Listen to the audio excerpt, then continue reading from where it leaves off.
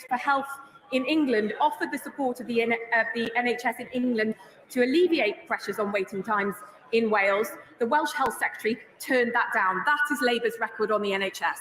Sir Christopher Bryant. Thank you, Mr. Speaker. One of the problems a lot of my constituents have raised with me is that when they do get a letter calling them for an appointment, including ones where they've been waiting for some time, the letter arrives after the appointment date because the Royal Mail is now delivering such an appalling service. Isn't it time we really had a strong words to make sure that people who are being called for appointments get a chance to turn up to them because they've actually had the letter on time?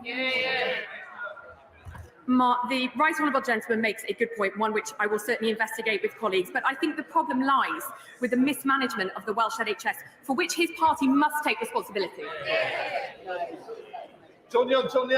Question 7, Mr. Speaker.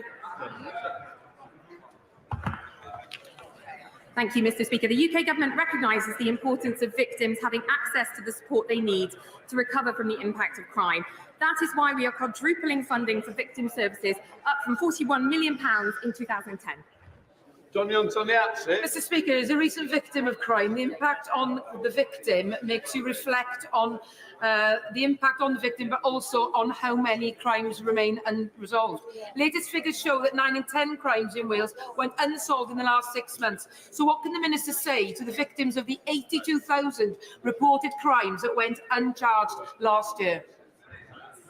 Can I firstly say how sorry I am to learn that the Honourable Lady has been a victim of crime. I know the experience she's gone through, and I personally send her my huge sympathies. This government has a proud record in delivering on victims of crime, whether that's new pieces of legislation or the record headcount of police officers. Unfortunately, it was the Welsh Government who chose to reduce the numbers of police community support officers last year, which is having an impact on victims of crime. Jones. Thank you, Mr. Speaker. Does my honourable friend agree that we are all victims when senior Labour politicians make false and misleading statements of public inquiries? Yes. My right honourable friend is absolutely right. It is deeply concerning that a First Minister should reveal himself to have acted in such a way which appears to be entirely contrary. I look forward to Welsh Labour members looking for further scrutiny on that issue. Matt Weston. Stay. Mr. Speaker, with your permission, I will answer questions 10 and 11 together. I have regular discussions with Cabinet colleagues on a range of subjects, including steel making in Wales. The Government is investing £500 million to retain steel making at Port Talbot, and not only in Port Talbot, actually, but at other Tata sites, including Llanwern and Shotton, protecting 5,000 jobs and thousands more in the supply chain whilst increasing our economic security. And at the same time, the Government have put aside £80 million for the Transition Board to spend supporting anyone who loses their job in Port Talbot and the wider community. Matt Weston. Thank you, Mr. Speaker. Whether it be the transmission pylons and lines to upgrade our power grid as demanded by the Windsor report, or the prospect of building steel-based offshore wind platforms, the Welsh steel industry can and should be central to our transition to a net zero nation. When historic investments are being made by European competitors in green steel, does the Minister recognise that it is the government's lack of ambition for Britain that has let thousands of skilled workers down? Well, Mr. Speaker, the honourable gentleman makes a good point about the importance of making sure there's a grid connection to enable an electric arc furnace to work properly. And I've raised this issue with National Grid, and they've assured me that the grid connection can be made on time. He makes a second reasonable point about the importance of being able to use steel produced in Port Talbot for floating offshore wind turbines. That is not the case at the moment because, as some of his shadow frontbenchers seem to be unaware of, the steel made in Port Talbot is coil, which is too thin to make floating offshore wind turbines. The honourable gentleman will be pleased to know that there are discussions going on with one major investor to try and ensure that the steel produced from the arc furnace can be made in a way that could support floating offshore wind structures. Hopkins. Thank you, Mr. Speaker. The sustainability of domestic automotive manufacturing is vital to the future prosperity of Luton's local economy. So what discussions has the Minister had with the UK's automotive industry about the effect of losing our sovereign virgin steel production on their supply chain costs? Well, Mr. Speaker, I've had a number of discussions.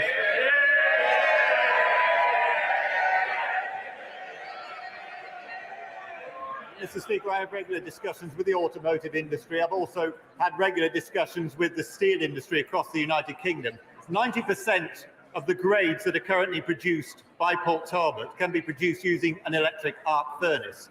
And there is work going on to ensure that the other 10% can be. But can I just remind the Honourable Lady that we actually have a plan for Port Talbot. When Tata came to us, they were looking to close down Port Talbot to pull out of the United Kingdom, and it's a move that would have cost 8,000 jobs and 12,500 in the wider supply chain.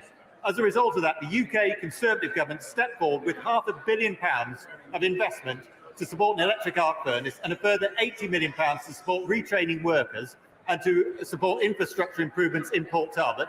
We have had not one single penny from the Welsh Labour government, who instead have decided today to prioritise spending £120 million on more Senedd members. More Senedd members or support for steelworkers. I know what my priority is, Mr. Speaker. We now come to questions to Prime Minister Kirsten Oswald. Question 1, please. Mr. Speaker, I know the whole House will join me in congratulating John Swinney on becoming SNP leader and Scottish First Minister. I look forward to working constructively with him to deliver for the people of Scotland. Mr. Speaker, this morning I had meetings with ministerial colleagues and others. In addition to my duties in this House, I shall have further such meetings later today. Kirsten Oswald. Thank you, Mr. Speaker. At last week's Prime Minister's questions, I highlighted the shocking rise in the number of teenagers trying vaping, and I asked the Prime Minister if he would take decisive action to stop vape advertising on football strips. He declined to do that. Since then, I have had an exchange with the Scottish Chief Medical Officer, Professor Sir Gregor Smith, during a session of the Tobacco and Vapes Bill Committee. And he said, "Where I become very uncomfortable and I am not supportive is where the massive attraction of sports companies is used in a way that promotes behaviours that are known to be unsafe or unhealthy." Can I ask the Prime Minister again, does he still think that it is right that vape companies should sponsor football kits? Mr. Speaker, I'm glad the Honourable Lady agrees with me and the government that we should do more to tackle youth vaping, and that's why we are bringing forward measures in the new bill to restrict the availability and appeal of vapes to children specifically, whether that's flavours or indeed marketing. As she knows, advertising of vapes is already heavily restricted by UK regulations, including a ban on advertising on television and radio and most online. Now, we've seen football take positive voluntary action in the past on issues such as this, but I will say to her that the government will respond to the Honourable Lady's specific amendment in the usual way. Cheryl Beck. Thank you, Mr. Speaker. Officer in the armed forces. In recent weeks, Mr. Speaker, my right honourable friend has announced plans to control welfare and get people back to work, to increase defence spending to 2.5% of GDP, and pass legislation to get flights off to Rwanda. Does he agree with me that these are all issues that real people like my constituents in South East Cornwall care about, and that the leader of the opposition should do the right thing and back them? Well, Mr. Speaker, my honourable friend is a fantastic champion for her local area. And can I also thank her daughter for her service in the armed forces? And she's right, I'm not surprised that the Labour Party don't back our plans to stop the boats. I'm not surprised they don't back our plans to get people into work and reform welfare. But I do think that they should do the right thing when it comes to the security of our nation, and that's back our plans to increase defence spending and give our brave armed forces personnel the resources they need to keep us safe. We now come to Leader of the Opposition, Keir Starmer. Mr. Speaker, can I warmly welcome the new member for Blackpool South? After the representation that fine town has had recently, it's good to know they've got a proper champion back at last. Can I also warmly welcome the new Labour MP for Dover to these benches? Mr. Speaker, if 1 week a Tory MP who's also a doctor says the Prime Minister can't be trusted with the NHS and joins Labour, and the next week the Tory MP for Dover, on the front line of the small boats crisis, says the Prime Minister cannot be trusted with our borders and joins Labour, what is the point of this failed government staggering on? Well, Mr. Speaker, can I actually join him in welcoming his newest MP for Blackpool? I must say he looks a lot happier than the member who was sitting there last week. But let me also join with him, and let me join with him in congratulating all new and paying tribute to all former councillors, PCCs, and mayors across the country. I hope his new ones do him as proud as I am of all of mine, Mr. Speaker. Great leaders like Andy Street, who leave behind a strong legacy of more homes, more jobs, and more investment, in sharp contrast to the legacy left by the last Labour government, which was a letter joking that there was no money left. Well, Mr. Speaker, in addition to losing 2 Tory MPs in 2 weeks, the Prime Minister's been on the receiving end of some of the biggest by-election swings in history. He's also lost 1,500 Tory councillors, half of his party's mayors, and a leadership election to a lettuce. How many more times do the public and his own MPs need to reject him before he takes the hint? Well, Mr. Speaker, this time last year, I reminded him of some advice, actually, from his own mentor, Tony Blair, who had said at the time that he can be as cocky as he likes about local elections, but come a general election, it's policy that counts, Mr. Speaker. Now, one year on from that advice, what has he managed? £28 billion of tax rises, 70 new business regulations, 30 U-turns, and a deputy leader under a police investigation. Well, I'm surprised he brought up a police investigation. I think his record is played 1, no, actually 2, the seatbelt as well. Played 2, lost 2 in relation to police investigation. But it's the same. The public keep telling him, the voters tell him it's not good enough. Instead of listening, he keeps telling them everything's fine, if only they'd realise his greatness. He just doesn't get it. But at least after Thursday night, Mr. Speaker, he can go to the many places that he calls home and enjoy the fruits of his success. In Southampton or Downing Street, he's got great Labour councils. At his mansion in Richmond, he can enjoy a brand new Labour mayor of North Yorkshire. And at his pad in Kensington, he can celebrate a historic 3rd term for the mayor of London. Now that he too can enjoy the benefits of this changed Labour Party, is he really still in such a hurry to get back to California? Well, Mr. Speaker, I must say I was of course surprised to see the honourable gentleman in North Yorkshire, but probably not as surprised as he was when he realised he couldn't take the tube there, Mr. Speaker. But I can tell him that the people of North Yorkshire believe in hard work, secure borders, lower taxes, and straight-talking common sense, Mr. Speaker. They're not going to get any of that from a virtue-signalling lawyer from North London. Well, it was great to be in North Allerton, where they just voted to reject the Prime Minister's proposition. Mr. Speaker, he's finally found something in common with the British public. No matter where he calls home, all his neighbours are backing this changed Labour Party. And they keep rejecting him because they have sussed him out. They know there's nothing behind the boasts, the gimmicks, the smug smile. He's a dodgy salesman, desperate to sell them a dud. Now, Mr. Speaker, 16 days ago, when he held a press conference claiming victory on Rwanda, he said the next few weeks will be about action. People want deeds, not words. So let's test that. How many small boat crossings have there been since he said that 16 days ago? Mr. Speaker, actually, just before we go on to that, he talked about a change. He talked about a changed Labour Party. That's important because he talked about a changed Labour Party. He talks about it a lot. But just this morning, and he also talked about his new mayor in London. So just this morning, we've learned that the Labour mayor in London believes, and I quote, that there is an equivalence between the brutal terrorist attack of Hamas and Israel defending itself. And let me be crystal clear. there is absolutely no equivalence between a terrorist group and a democratic state. So can I ask him now, will he take this opportunity to demonstrate that Labour Party has changed? And will he condemn those comments from the Labour mayor?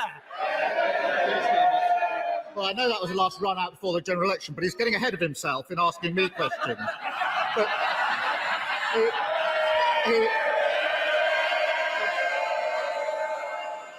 Mr. Speaker, I noticed he didn't even attempt to answer the question. He knows the answer. Since he claimed victory 16 days ago, there have been a staggering 2,400 small boat crossings. 2,400. That's a gimmick, not a deterrent. And those 2,400 will be added to the Tories' asylum perma backlog, which is forecast to rise to 100,000 by the end of this year. Now, the Prime Minister pretends he will remove them all to Rwanda, but Rwanda can only take a few hundred a year. At that rate, the Prime Minister's grand plan would take over 300 years to remove them all. Mr. Speaker, that's tens of thousands of people with their claims going unprocessed, who are going to be here for their entire lifetime living in hotels at the taxpayers' expense. It is absurd to call that anything other than an amnesty handed to them by the Tory party, isn't it? Well, Mr. Speaker, he had the opportunity to condemn the comments of his mayor, a mayor who said that there is an equivalence between Hamas and Israel. He did not do that, and everyone will see what that is. That is the Change Labour Party, Mr. Speaker, right there.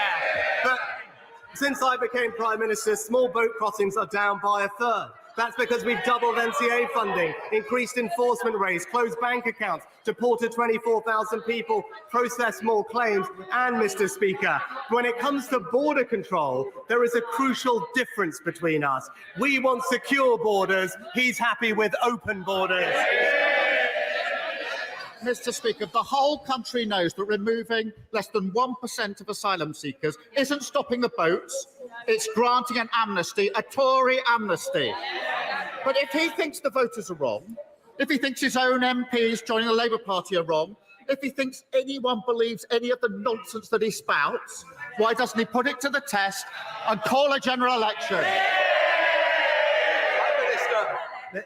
Mr. Speaker, he talks about removing people. This is a person who campaigned to stop the deportation of foreign national offenders, Mr. Speaker. It shows how out of touch his values are with the British people. But, Mr. Speaker, it's yet another week where we hear nothing about his plan to do anything on the issues that matter to the country. Meanwhile, we're getting on, reforming welfare and getting people into work. He opposes it. We're controlling migration, legal and illegal. He opposes it. And as we heard, Mr. Speaker, we are boosting defence spending to strengthen our country. He opposes it. And that's the difference. He snipes from the sidelines. The Conservatives are building a brighter future. When it comes to small boat crossings, there's a lot of talk of human rights. But surely the only human right and life that matters is the life of children who are being taken across the channel. In this respect, will the government now do the only thing that will actually be a real deterrence, and that is to arrest and detain all those who land illegally on our shores and then offshore them promptly, so that once and for all we can save lives and end this cruel and callous trade? Well, Mr. Speaker, my right honourable friend is right that these crossings are incredibly dangerous and they risk people's lives. Just weeks ago, a 7-year-old girl died attempting the crossing. And that's why, as a matter of basic compassion, we must do everything we can to break the cycle of the criminal gangs. And that's why, Mr. Speaker, you need a deterrent. That's what the National Crime Agency say. That's how we dealt with illegal migrants from Albania, because it's only by removing people who shouldn't be here that we remove the reason for them to come in the first place. And that is how we'll control our borders. And it's clear that it's only this party that not only has a plan to stop the boats, but has a plan to stop the tragic loss of life in the Channel too. SNP leader Stephen Flynn. Thank you, Mr. Speaker. May I begin by also congratulating the fantastic John Swinney on becoming Scotland's first Minister, our opponents should be careful, very careful what they wish for. Mr. Speaker, as we await the imminent Israeli incursion into Rafah, where 1.2 million people are sheltering, including 600,000 children, it's been reported that the United States has paused an arms shipment to Israel. The UK will now follow suit, won't it? Well, Mr. Speaker, the gentleman may not realise, but the UK government doesn't itself directly provide arms or ship arms to Israel. And when it comes to the situation in Rafah, I've been very clear that we are deeply concerned about a full military incursion of Rafah, given the devastating humanitarian impact. I've made that position and point specifically to Prime Minister Netanyahu whenever we've spoken, and will continue to urge all sides to focus on the negotiations at hand to bring about a pause in the conflict, to release hostages and get more aid in. Stephen Flynn. Mr. Speaker, let's be clear. The confidence that Israel has shown in its military ambitions in Rafah stems from the silence which has been shown from its allies on the front benches in this place and indeed elsewhere across the world. Now, we all know that UK arms and tech is supporting Israel's activities in Gaza and will be used in any attack on Rafah. Knowing that and the devastation which is going to occur, surely the time has come to end our complicity and to halt arms sales to Israel. Well, Mr. Speaker, of course we take our defence export responsibilities extremely seriously, and that's why we operate one of the most robust licensing control regimes anywhere in the world. We periodically review advice on Israel's commitment to international humanitarian law, and ministers always act in accordance with that advice. And that is crystal clear for the House to understand. Our position with regard to export licences following the most recent assessment is unchanged. And I know that he will join me in urging all parties to engage in the negotiations that are happening so we can see a pause in fighting to get more aid in, hostages out, and then bring about a sustainable ceasefire to this conflict. Martin Vickers. Thank you, Mr. Speaker. My constituents in rural villages and on the fringes of the Grimsby-Cleethorpes urban area are very concerned about overdevelopment. They recognise that the highway infrastructure and public services are already overloaded. Could my right honourable friend consider amending planning guidance so that local plans and decisions taken by local planning authorities are not overridden by planning inspectors? And they'd be greatly encouraged if he would agree to meet with me and my colleagues from the neighbouring Gainsborough and Grimsby constituencies to discuss this further. My honourable friend is right that sustainable development must be at the heart of the planning system, and that's why we're committed to meeting the needs for housing by building the right homes in the right places and protecting the environmental assets that matter most. The National Planning Policy Framework is clear that we should be responsive to local circumstances. I know that the relevant local plan in my honourable friend's area is due for further consultation later this year, and that he'll engage with that process, but I will happily meet with him and colleagues to discuss his situation further. Ed Davey. Mr. Speaker, the abuse suffered by 88-year-old Anne King at the hands of staff in her care home was captured on a hidden camera. The footage is stomach-churning. Anne died in October 2022, and it took nearly a year before the CQC launched a criminal investigation. Now Anne's children are working to protect other care home residents from being subjected to such appalling abuse. Her son came to see me as his MP to ask for my help in their campaign. So will the Prime Minister join me in backing Anne's Law, a proposal to include a national register to professionalise the care workforce and hold those staff who are abusive to account? And will he meet with Anne's family and myself to discuss this idea? Well, Mr. Speaker, can I first of all extend my sympathies to Anne's family for what she went through. Obviously, that's not appropriate, and I'll make sure that the department engages with him and Anne's family on the proposed law. And he's right to say we should have high standards across the care industry, and we're walking towards more investment to support our care home staff, making sure that they have training, qualification, development, and we have a regime in place that can hold everyone to account for delivering the high standards that we would all expect. Sarah Downs. Thank you, Mr. Speaker. Does my right honourable friend agree with me that one of the greatest things that these backbenchers bring to Westminster is plain old-fashioned common sense? And it's Derbyshire common sense. Derbyshire common sense that means that the good people of Ashbourne and surrounding villages reject the Sadiq Khan ULEZ rules and even the 20 miles an hour Welsh. Will he join with me and perhaps ask his neighbour if he will pay for the Ashbourne bypass? Well, Mr. Speaker, I know my honourable friend has been a dedicated campaigner for the Ashbourne bypass, and the government is committed to investing more in the Midlands, particularly investing every penny of the 9.6 billion from HS2 back into the local area. And she's right that we will focus on drivers and their priorities, not continue the war on motorists, which is waged by the Labour mayor in London, but also the Labour Party in Wales, with both ULEZ and 20 mile an hour speed limits. It's this party that is unashamedly on the side of the motorist. Thank you very much, Mr. Speaker. Our Child of the North cross-party group found that expectant mothers would terminate unwanted pregnancies as they could not afford another mouth to feed. Recent figures show infant and child death rates have increased in the most deprived areas, and 50 children have died alone in unregulated accommodation. Is this his plan for a brighter Britain in action? Yeah. Mr. Speaker, obviously, what the Honourable Lady has described is tragedy. Nobody wants to see children grow up in those circumstances, and that's why I'm proud that the government has overseen a significant fall in poverty, but particularly child poverty, since 2010 through a range of measures. And I'll make sure that she is aware for her constituents of all the support that is in place, both through the Department of Health and through the Department for Work and Pensions and local authorities, to provide support to the most vulnerable families in our communities. John Penrose. Mr. Speaker, Weston-super-Mare is a growing town, so local health services are rightly growing too.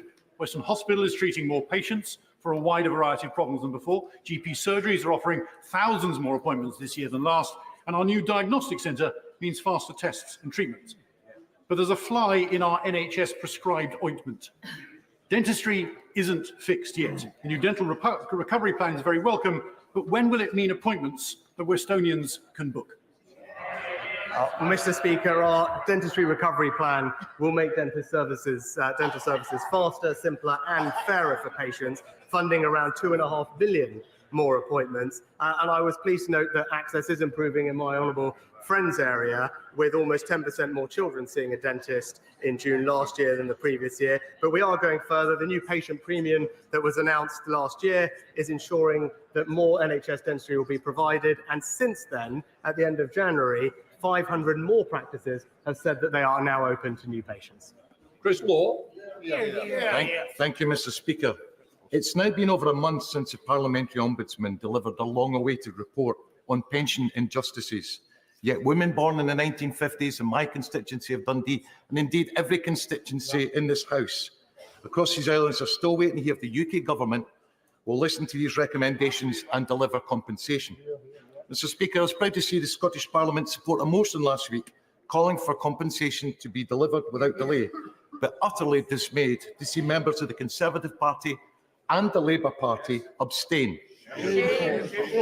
So can the Prime Minister finally set out when WSP women will receive the compensation they rightly deserve? Mr. Speaker, I understand the strong feelings across the chamber on this topic and the desire for urgency in addressing them. However, following the Ombudsman's 5-year investigation, it is imperative that we take the time to thoroughly review the comprehensive findings that have been published. An update to the House will be provided once the report's findings have been fully considered. More broadly, we are committed to ensuring pensioners have the dignity and security in retirement that they deserve, and most recently increasing the state pension by £900 thanks to the triple lock. Sir Philip Davis. Thank you very much, Mr. Speaker. Is the Prime Minister as appalled as I am at reports of militant civil servant, trade union, political activists seeking to find ways not to implement the Rwanda deportations?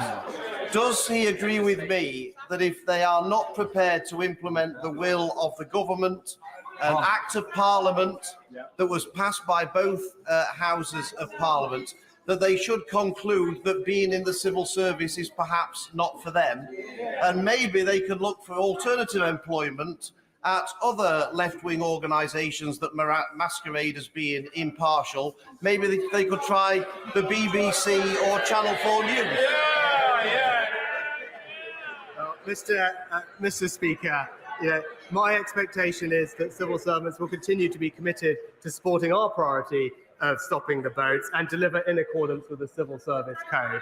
He'll know that we made specific changes to ensure compliance with that code as we push through with our plans. But I agree with him more broadly that we are the only party that has a plan to stop the boats, and we will face down all the obstacles in our way to deliver on this crucial priority for the British people. And whoever stands in our way, whether it's the Labour Party or others, we will deliver for this country on this vital issue.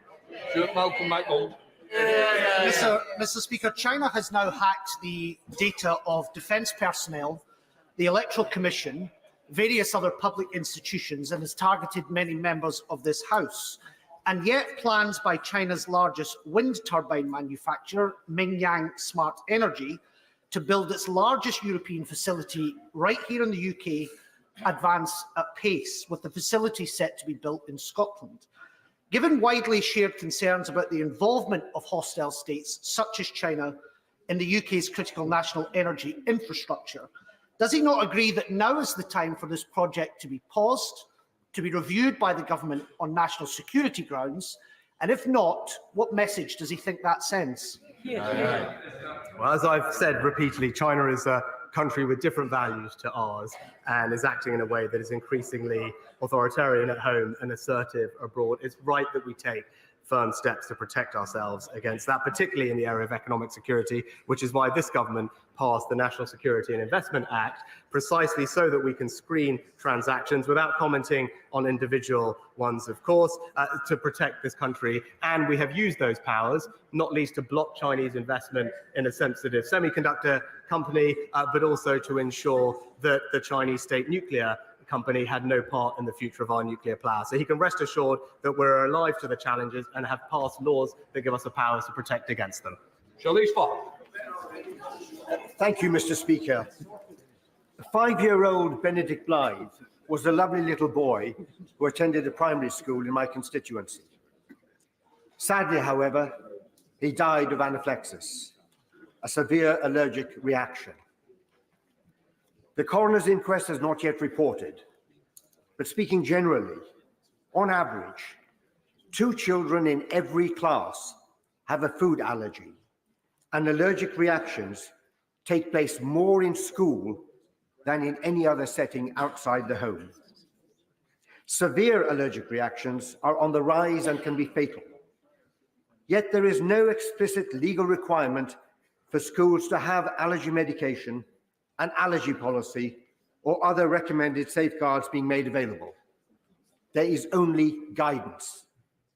Will the Prime Minister meet with me and Benedict's parents, Helen and Pete, so that we can discuss a way forward to ensure that children who suffer from allergies in schools can be more safe, including schools having an allergy policy, adrenaline pens, and staff who know how to use them?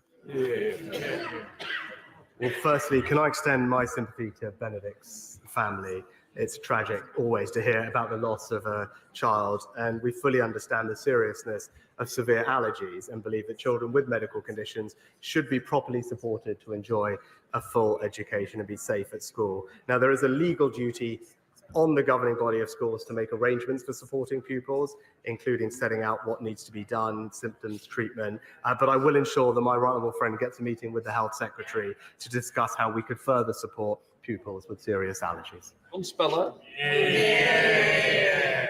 Yesterday, His Chancellor confirmed that it's government policy to abolish national insurance a £46 billion annual cost, and no indication of where the money's coming from. So can the Prime Minister rule out further freezes on tax allowances or an 8p increase in income tax to pay for it? Well, Mr. Speaker, it's total nonsense, and of course I rule that out. And let me just close up. Mr. Speaker, there is no unfunded policy. What we have said is that we have a long-term ambition to keep cutting national insurance to end the unfairness of the double taxation on work. We'll make progress towards that goal in the next Parliament, just as we already have in this, by cutting national insurance by a third in 6 months, delivering a £900 tax cut, at the same time is increasing investment in the NHS and increasing the state pension. But it's increasingly clear what this reveals is that the Labour Party opposes tax cuts for working people. Angela Richardson. Thank you. Empowering local pharmacies is a key part of this government's plan to cut waiting lists. In Guildford, we recently lost 2 neighbouring pharmacies. But good news, Mr. Speaker.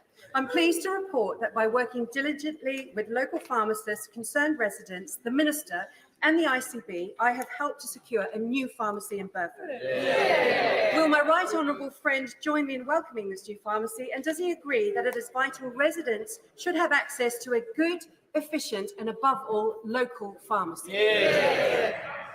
Well, Mr. Speaker, I care deeply about the future of our community pharmacies. I'm very pleased to hear about my honourable friend's success in securing a new pharmacy for her constituents, joining the 10,500 others across the country. And she's outright about the important role that our local pharmacies can play. That's why we're backing them with £645 million of additional funding through Pharmacy First, so that you can now go straight to your pharmacist, receive treatment for 7 of the most common ailments, saving you time and ensuring that patients get the care they need quicker and closer to home.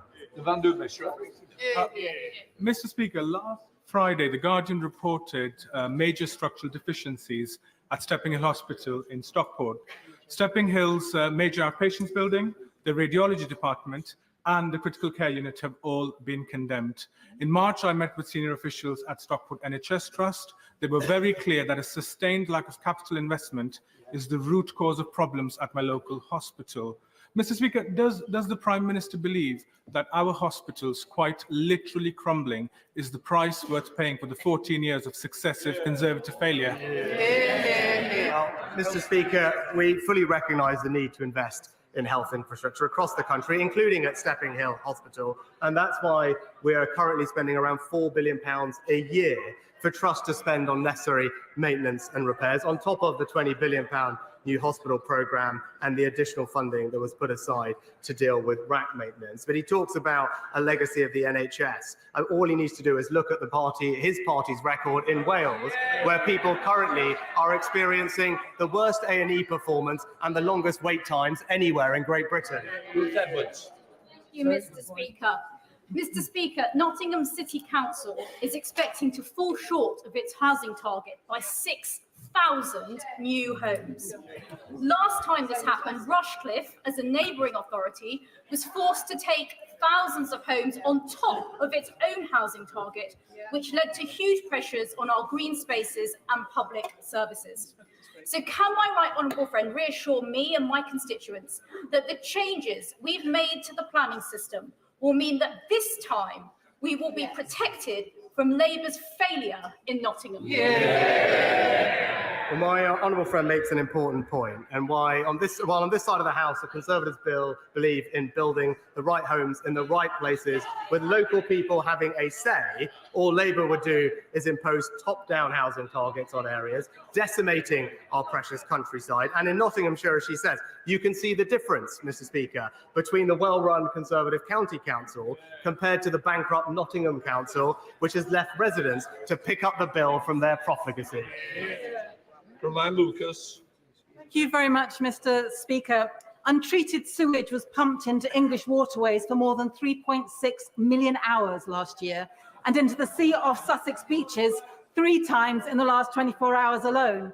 Yet since privatisation, the water companies have been allowed to rack up debts of over £64 billion and their shareholders to pocket £78 billion in dividends.